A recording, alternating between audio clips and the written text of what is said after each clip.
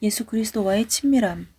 잔느 기용과 프랑스와 페를롱 사이에 주고받은 서신. 귀용이 페를롱에게: 나는 지난 며칠 동안 당신을 위해 지속적으로 기도했습니다. 이러한 기도들은 소멸되지 않는 강한 불꽃과 같습니다. 당신 안에 하나님의 영이 자유롭게 일하시는 것에 대한 어떤 저항이 남아있다고 내가 말하는 것을 참아 주십시오. 이렇게 말하는 이유는 그렇지 않았다면 내 영의 기도가 그렇게 강렬하지 않았을 것이기 때문입니다. 나는 다른 사람들에 대해 기도할 때 종종 이와 같이 느낍니다. 하지만 그렇게 강렬하고 오래 지속되는 기도를 경험해 본 적은 결코 없었습니다. 하나님께서 당신의 삶 속에서 원하시는 모든 것을 성취하실 수 있게 하십시오. 나는 하나님께서 당신을 그의 교회를 위해 밝게 타오르는 빛으로 선택하셨다고 믿습니다. 거짓 겸손이나 인간의 이성적인 판단으로 그것을 거절하지 마십시오. 하나님은 그분의 일을 이루시기 위하여 자신의 도구들을 사용하실 것입니다. 우리의 영이 하나님 안에서 연합되기 때문에 우리의 외적 차이점과 환경들은 별로 중요하지 않습니다. 하나님께 속한 사람들 사이의 영적 교통이 얼마나 순결하고 단순한지요. 주님께서 우리가 성인들의 교제 안으로 들어갈 수 있게 길을 만들어 놓으셨습니다. 나는 모든 그리스도인들이 그리스도 예수 안에서 그들의 높은 소명을 알았으면 합니다. 믿음의 여정의 시작은 영원한 지혜이신 예수 그리스도께서 당신 안에 온전히 계시될 끝과는 매우 다르다는 것을 말씀드리고 싶습니다.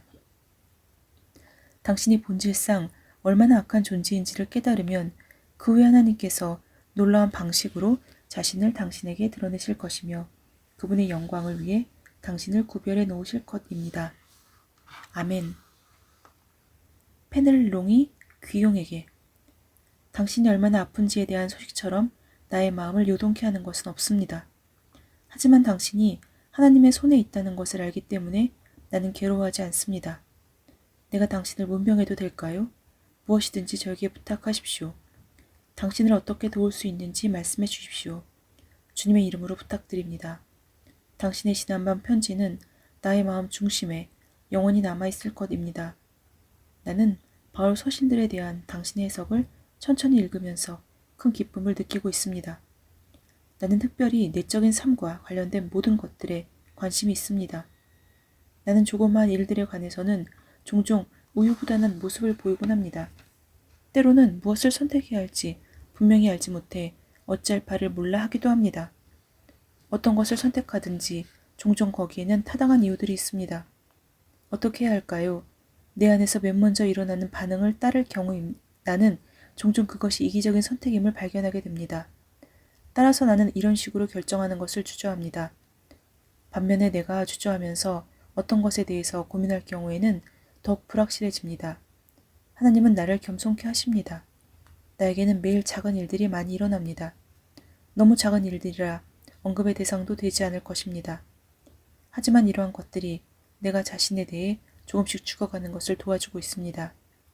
나는 이렇게 작은 일들 안에서 피하고 싶은 것들을 보며 또한 내 안에 아직도 남아있는 자기, 셀프의 깊이를 발견하고 있습니다.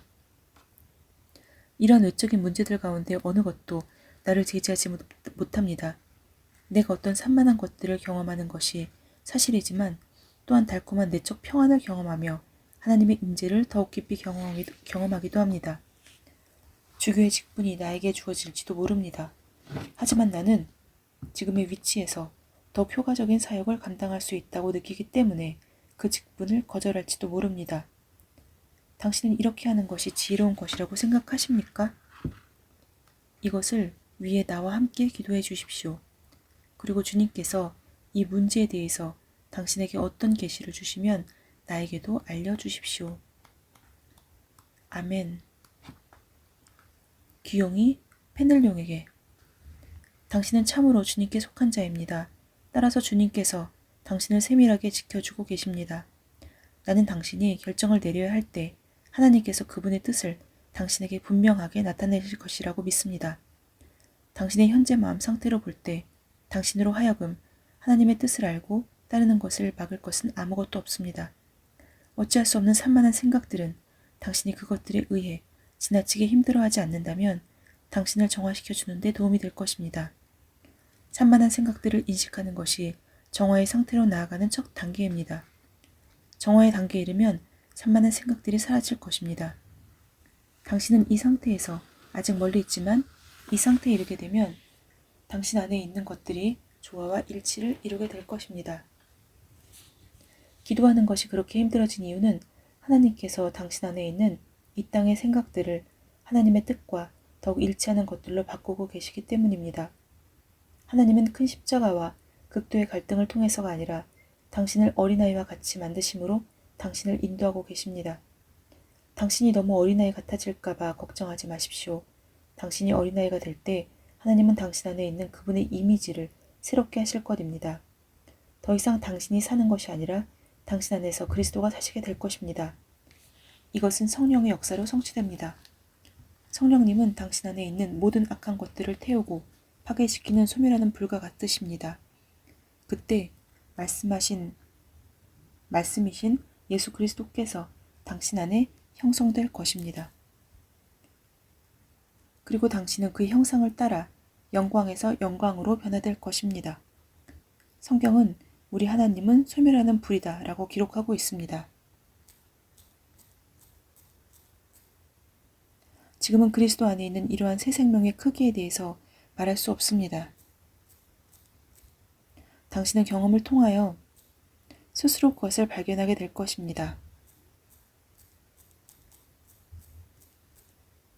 나는 당신을 이 멋진 삶으로 초대합니다. 이러한 삶은 오직 자기의 죽음을 통해서만 가능합니다.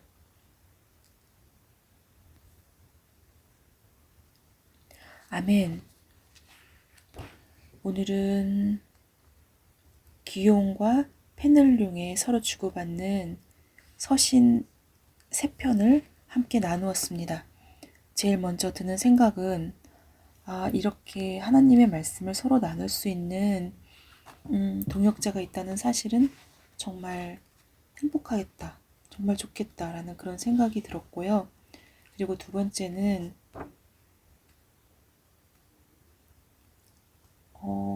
만약에 나의 이런 어떤 영적인 의견을 나눌 수 있는, 서신을 주고받을 수 있는 그런 사람이 있다면 나는 어떤 말로 그 사람에게 영적인 도움을 줄 수 있을까, 그런 생각을 또 하였습니다.